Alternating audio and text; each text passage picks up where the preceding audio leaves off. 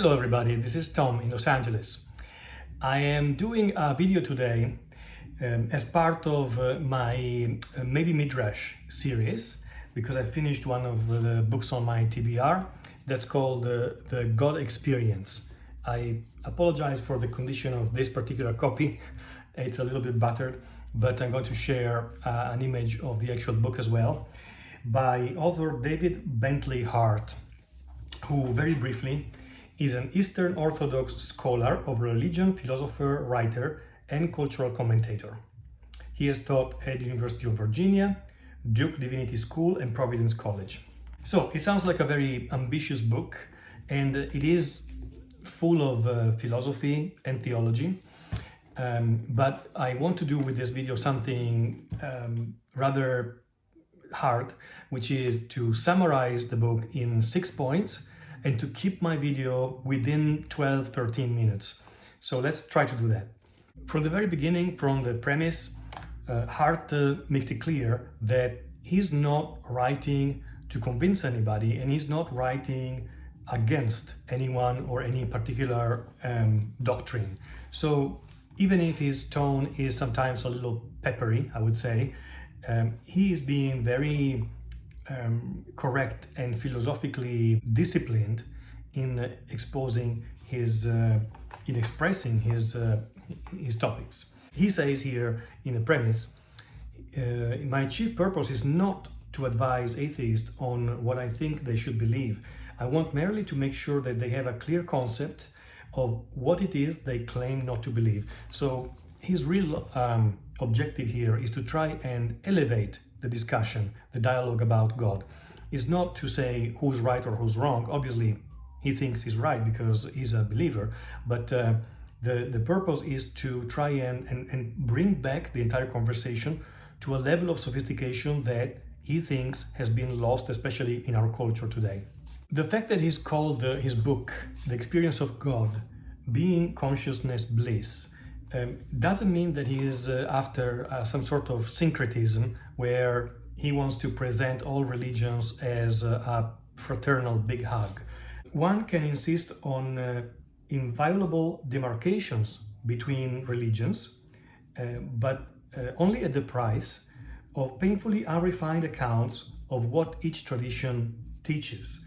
In other words, religions should never be treated as though each were a single discrete proposition intended to provide a single exclusive answer. They are very complex organisms. All religions, inevitably, at some point must employ many symbols that cannot fully explain the truth in itself, but can only point toward it. It may be that one faith is truer than any other, or contains that ultimate truth to which all faiths aspire in their various ways.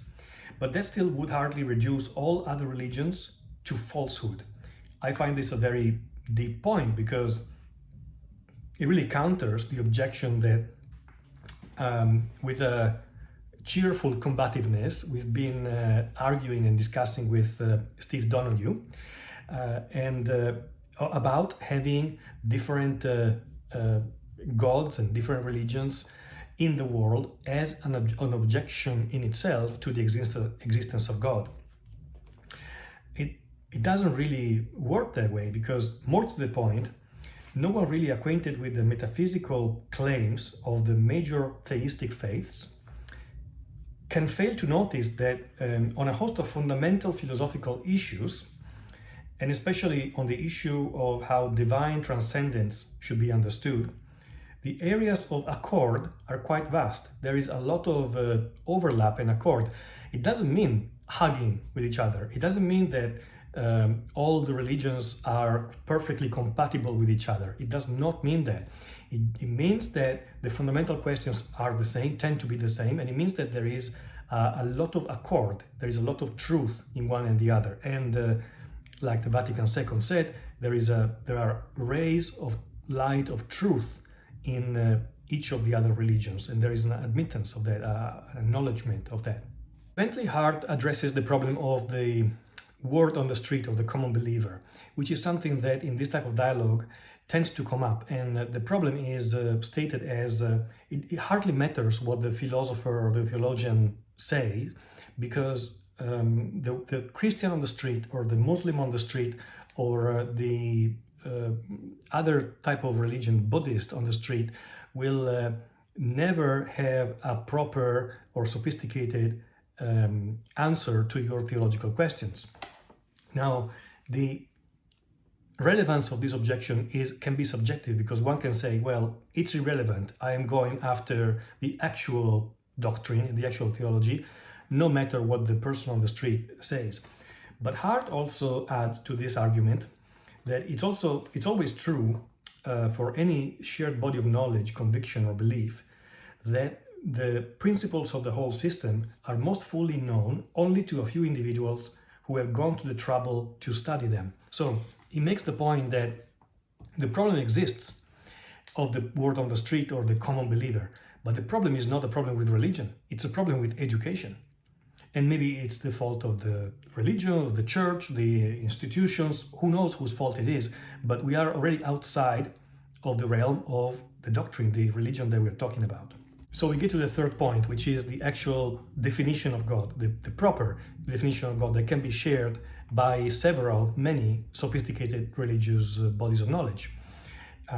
Personally, I have found that in my dialogue with non-believers, atheists, etc., it's mixed. The type of feedback can be mixed, and the concept of God can be intended by the person that I'm discussing with differently. Sometimes I heard God defined as the supreme being, or the highest power among all the powers, or the most powerful God, etc. And these definitions in themselves are in fact incorrect. So it's very important to understand and found a common platform for a great dialogue, for a good dialogue. Hart helps us here with a lot of help from classical theology, from St. Thomas Aquinas, St. Augustine, and but he also goes outside of Christianity, and we'll see. To borrow the language of St. Augustine, God is not only superior summum meo, the highest thing above my utmost heights, but also interior intimo meo, more inward to me than my inmost depths. It's not a way to position God in a place similar to on top of the Mount Olympus, where nobody can prove it because it is outside of anybody's empirical demonstration. It's the only way to get to this, to get to a philosophically coherent and logically coherent reason for existence itself, for our existence. And this concept of existence, I think it's very crucial to this book and to understanding what we mean when we talk about theology and when we talk about God. Another correct way or proper way to think about God is not just one item among all items or all beings in the world, but the source from which all being is derived. In St. Thomas Aquinas' words, God is ipsum esse, or being itself. So it's everywhere in this sense. Is himself the very power of unconditioned being, from and in which anything that exists has its dependent and imparted being. Point number 4, Hart addresses the concept of naturalism from a philosophical standpoint, and he defines it as the doctrine, naturalism, the doctrine that there is nothing apart from the physical order and certainly nothing supernatural, which is a very common view today among atheists, but also non-atheists. And here is where the concept of existence comes into crucial play to understand the argument that Hart is making. He says, the very notion of nature as a closed system entirely sufficient to itself is plainly one that cannot be verified empirically or deductively from within the system of nature. In other words, where have you empirically demonstrated that nature is all there is? Or to say it in another way as well, is to state that nature is all there is in itself a metaphysical statement, is in itself a philosophical statement. And why is that? Why is naturalism not sufficient? Because of existence. Because the one thing of which naturalism can give no account is nature's very existence. Hart calls it the just there-ness of things. You cannot be satisfied with things being just there, existing and being just there. There must be a cause, there must be a reason for them. Existence is most definitely not a natural phenomenon. It is logically prior to any physical cause whatsoever. In other words, even if we go on at infinite in progressing with our scientific knowledge and with our understanding of nature, it is impossible to say how, in the terms naturalism allows, how nature could exist at all. The problem of existence is at the core of this.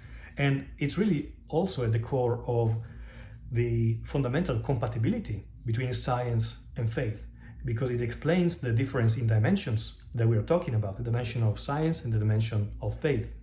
In other words, and this is what I mean when Hart is a little peppery, he makes almost a joke and he says, for naturalism to actually make coherent sense, the universe should not exist.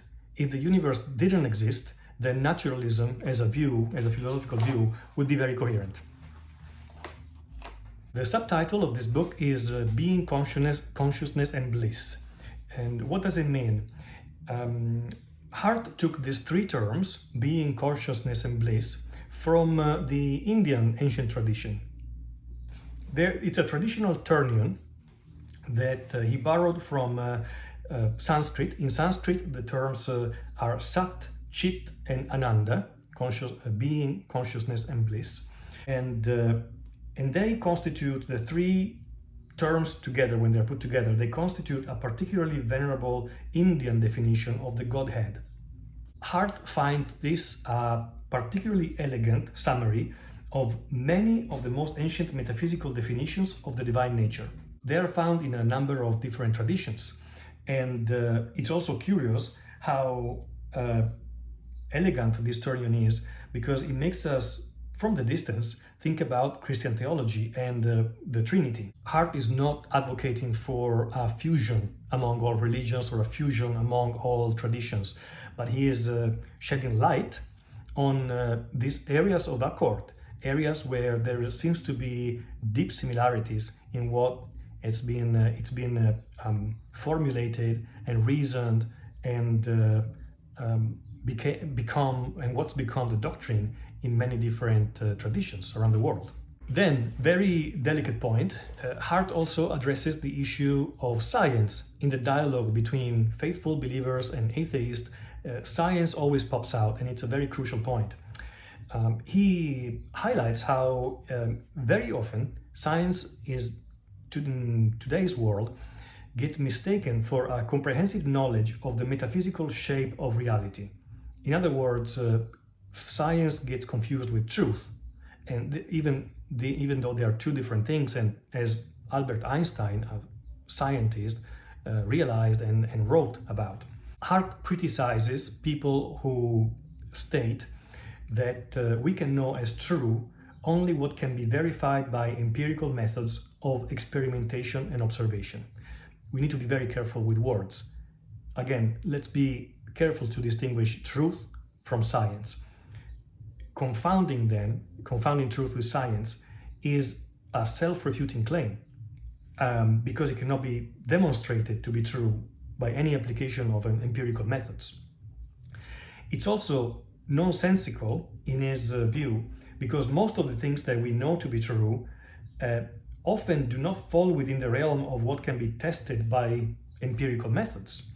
Examples are experiences, local experiences, personal knowledge, intuitive truths, or purely logical truths. And finally, maybe more difficult, the most difficult point, at least from a philosophical standpoint, is the issue of contingency. I was fascinated in finding in this book the fact that some arguments stated by St. Thomas Aquinas and later on by our Christian philosophy, especially about contingency, are found in many other doctrines, in Eastern doctrines, Indian, Muslim doctrines as well. Hart says that the conclusion upon which religious metaphysicians, East and West, have generally agreed is that it cannot possibly be the case that there are only contingent realities. This argument of contingency is not really a new one, and you might have already heard it in dialogue between atheists and religious people, but let's try to very briefly summarize it. If beyond the shifting and dissolving spectacle of everything that is finite, there is no reality that is independent, changeless, and logically self-explanatory, then nothing would make sense and nothing could ever come into existence. On the logical other side of all contingent things lies nothingness, and nothing can arise from nothing. When we talk about creation, or even the creation of the universe in the biblical sense, we are not talking about the Big Bang. We're talking about something that is theological and metaphysical, that is happening every second. Why am I able to exist right now? Because of creation, because of the creative power of God. This is what this theology says.